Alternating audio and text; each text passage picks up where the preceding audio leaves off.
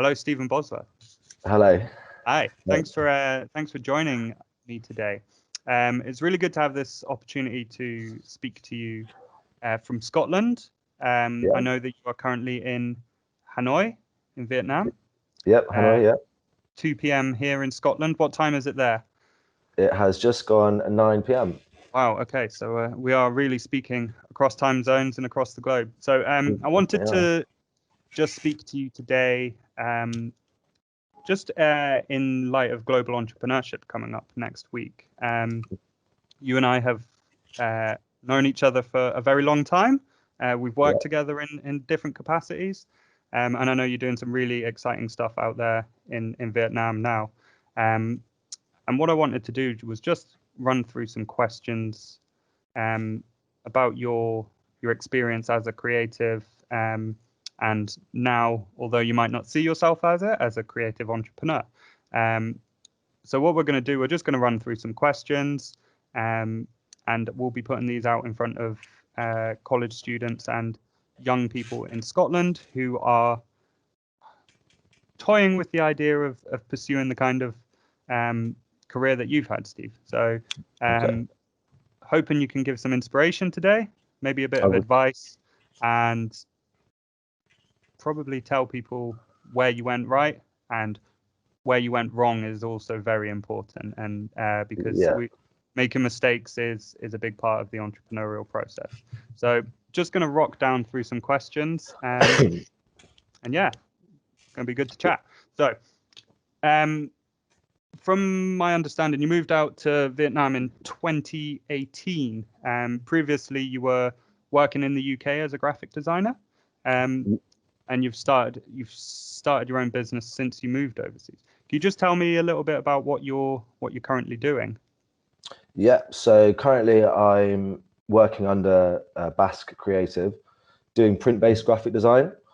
Okay. But recently, since the last 16 months or so, mainly been branding.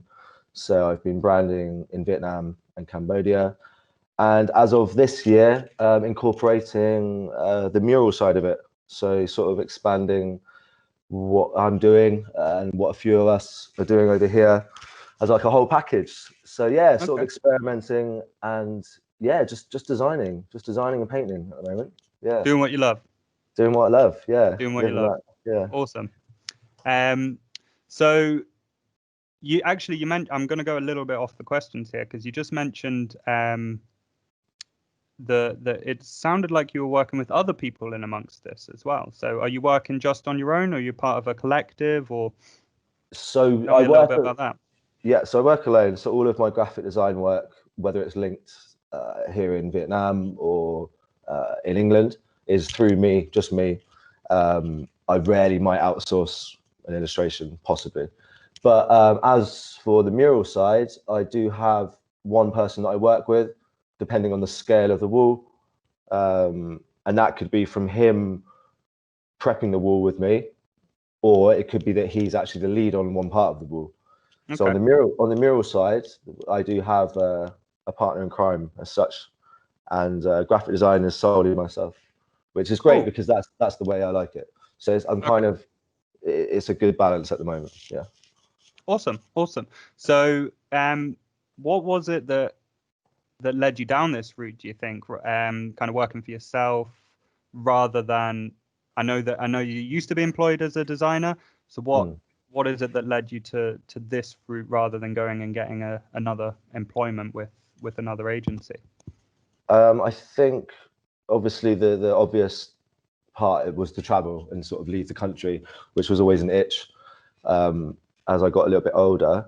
But mainly I'd worked in the studio. I'd really enjoyed it.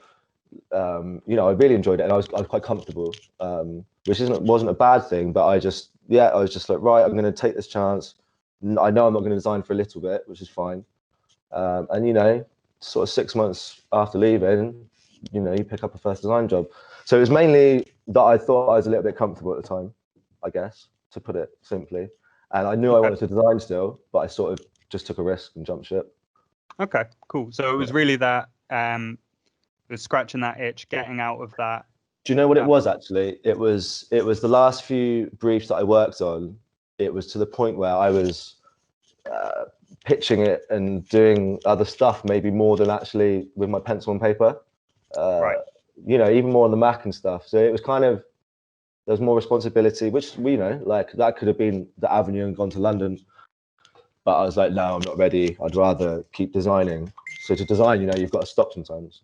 Yep. Go back a bit. Okay. So yeah, a bit more freedom, I guess. Okay, great. Cool. Thanks. And well, I suppose that might lead us nicely onto the answer for the next question, but I'm really interested in what you think the best thing about working for yourself is. Yeah, the freedom. I guess not so much at the moment, but if things are going good, you can sort of pick and choose what you want to fill up your schedule with. I sort of have the luxury of that sometimes, but I guess, yeah, the freedom, and, you know, sort of, you've only got yourself to push. So, you know, you're only as good as the last job and all that jazz. So I guess, Okay. yeah. So kind of your accountability. Yeah. I suppose you get to reap. One thing I've always enjoyed about leading on my own projects is that ability to see it through, but then also be really proud in the work that you've done, and being able to look and reflect on that and just know that you've done a good job and that's all on you. Yeah, there's obviously a flip side to that, but yeah, and I think it makes you realize definitely, if you know, when you're working on your own and you're on a hard project, let's say, it definitely makes you realize whether you are doing what you want to be doing. You know, when that pressure hits, sometimes you're like, oh, but, you know, if it feels good, which it does most of the time, you know, like you say, that's that self, you know, sense of achievement and stuff. I think that's a big part of it. Yeah, definitely. Okay, cool. And that brings me on to another question then, Steve. So I know that you had this desire for something else, maybe, Yeah. scratching that itch. You decided to move out to Vietnam, which is the other side of the world from where you grew up, in Somerset. Yeah. What was the biggest challenge in just trying to get work and trying to make a name for yourself in a different country, on a different continent? So sorry, what was the most challenging part of it? Yeah, what was the most challenging part of kind of landing there and trying to get going? Yeah, so I think, so when I first left, well, not obviously, but yeah, I did the traveling, you know, so I traveled a bit and you know, I wasn't working, and I did that for a few months, which was great. So that, you know, you don't really think when you're doing that. And then suddenly when I stopped in Hanoi, which was always the goal, because I knew a lot of creatives here that were painting and doing mad things. So that was, you know, part of the reason I was coming. And I guess the challenge was when I stopped, suddenly I was like, okay, like, where do I start? You know, I don't speak the language, you know, like, where am I living? So I guess it was, you know, not just, you know, in England, I might move house, but here it was, everything had changed. Yeah. So the whole thing was, I can't give you one. The whole thing was a challenge to try and suddenly work in this environment was, you know, it was fun, but it was a challenge. It was so actually, perhaps in that actual transition of going from being a tourist to a resident kind of thing. Yeah, maybe, yeah. Like trying to integrate in a way that isn't just touring around having a good time. Would you say that's kind of where it was, trying to embed yourself? I think so. I think because when you're traveling, you're not stopping for too long. So I guess it's the culture shock of suddenly, all right, I'm living here now. You know, I'm not you know, I'm not chucking my flip flops on and going out the hut every morning. It's like, okay, I'm living in the alleyway in the city. Like, right, let's do this. There's work to do. Yeah. There's walls to be broken down. Yeah. Okay, cool. And that so have you experienced any particular challenges being a foreigner in Hanoi, trying to start your own business, or has that actually on the flip side maybe been good for you? I think sort of with the graphic design, it can help. I've got some good jobs. I've had some good jobs and some good feedback because I've sort of come from the background and having a studio and you know what I've done and stuff. Sorry, what was the question again?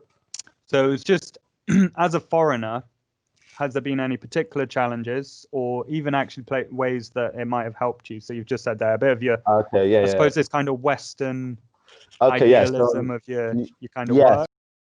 Sort of, you're seen as, you know, you've got you're seen that you're well educated, shall I say? So like the universities are more open to sort of seeing you, but despite all that, you know, it is still down to the creativity. But I guess the language is still a challenge. Right. So, you know, I can count a little bit. I can, you know, a lot of my mates speak okay Vietnamese. I'm friends with a lot of Vietnamese people. So you'd be surprised, you know, but my day to day still is the language, which I am working on slowly but surely. So the language is the biggest barrier there for because especially now with the mural work, for example, simple thing like, you know, sourcing materials and all that stuff. You know, I can't talk Vietnamese to this guy that's getting everything and stuff. So, you know, it can be tricky.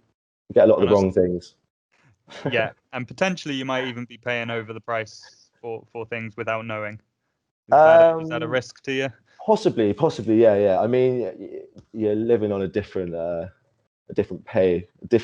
price tag over here anyway. But, you know, you'd be surprised at the honesty actually between everyone, because it's you know, we're not talking about going to B&Q. It's like it's little Chioi on the corner selling pots of paint, you know, on a bike. Yep. So you try and buy it all local, you know. So okay, cool. Right, thanks. I want to just go on to ask you a little bit about just your work in Vietnam, and I've been seeing you on social media. I've been seeing your reach and kind of your profile grow over the 2 years that you've been there.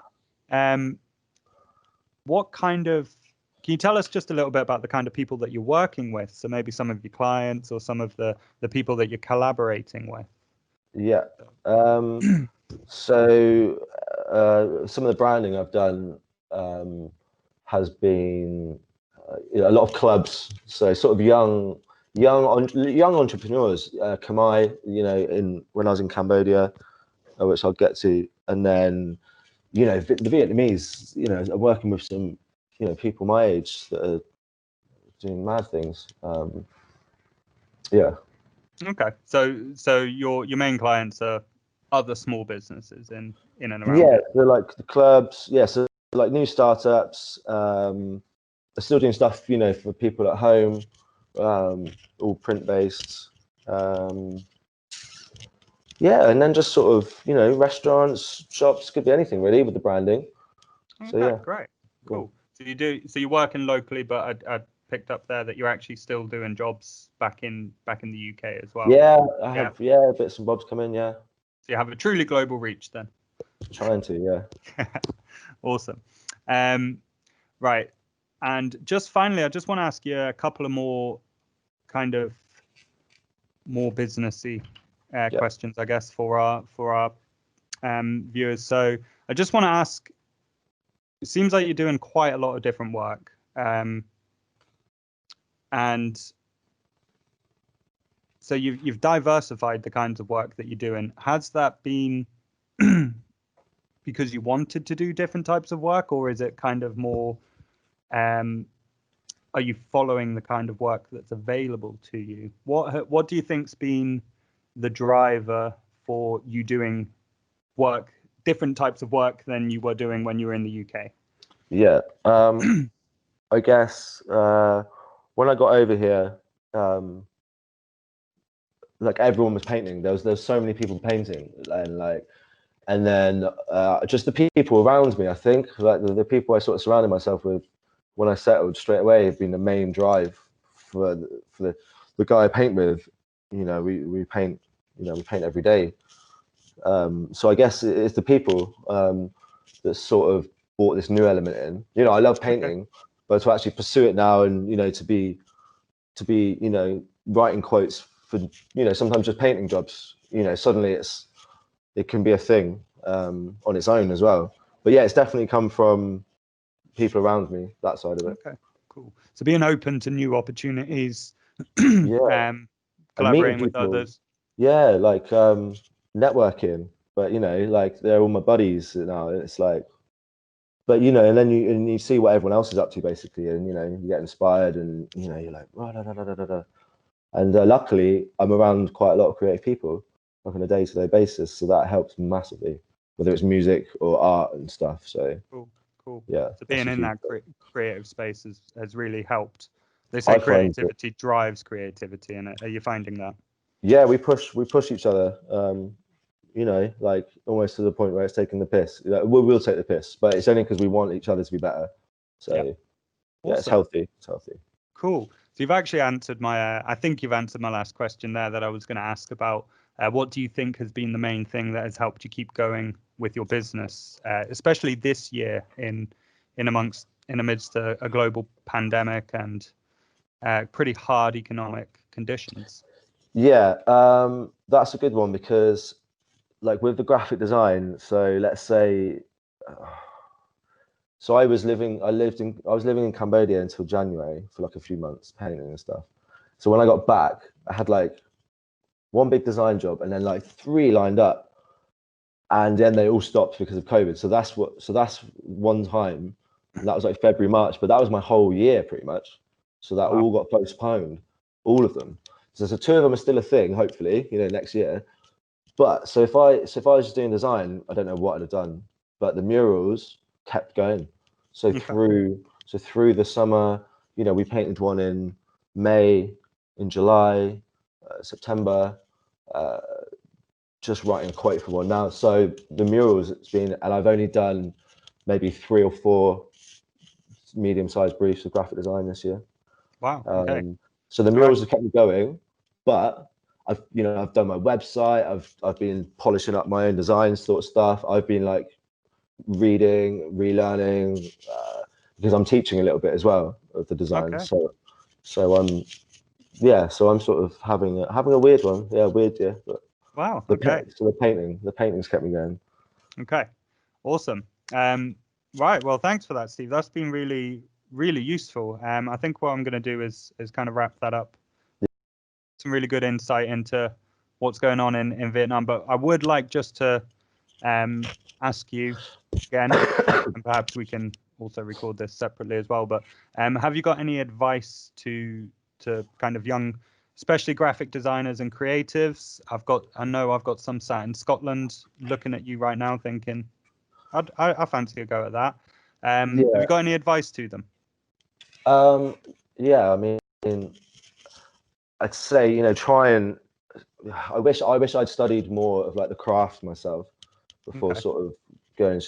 Well, I didn't even go straight into a studio, but I would say if it is graphic design or illustration or anything along those lines, if you do love it, I would study more about it. Okay. I would go back to the roots and just find out if you really love it, and if you do, I'd get as much experience, talk to as many people as possible. If anyone's up to anything creative, just listen and also like don't be afraid to just do things. Like if you're doing it for fun, then so be it. Like not everything has to be for money. I do so much for fun. So Yeah. just find the love, keep the love. Like make sure you love it. I guess just make sure you love it, Cool. and you'll do fine, and it'll be grand. So do what you love and you'll be fine. Yeah, Awesome. basically. And I know it's not that easy. But like I said, I loved it in the studio. It's just a different thing. It's just I'd have still been happy doing that. So because I love what I do, I'm just trying to keep on doing it. Great. Awesome. Right, Steve, I'm gonna wrap that up there, but I do want to Yeah, just as a big thank you for taking part today, and also just to let our audience kind of know a little bit more about you, giving you an opportunity to plug. So where can we find out a little bit more about yourself or BASK Creative? yeah. So at the moment, you can find me under baskcreative.net. So that's BASK creative.net. I do own the .com, but I'm under .net at the moment. So that's just featuring mostly print work and just a couple of murals, actually, which, like I said, we're trying to incorporate. So yeah, reach out to me on there. My email address is there, and that's about it at the moment for work-wise. So yeah, if we've got anyone viewing this from Southeast Asia, you're very open to getting a call for a graphic design job. 100%. You can find me on my phone, on Zallo, on WhatsApp, or on Facebook. Okay. No, I'm joking. But yeah, no, I'm open to everything. Yeah, just working with people, man. Like Brilliant. Right. Well, thank you very much for your time today, Steve. Yeah, thank you, James. And no problem at all. It's been great to speak to you again. And good luck with everything you're doing, and stay safe, I guess. Yeah, and you guys. As normal. Stay safe for sure. All right. Okay. Goodbye. Cheers, man.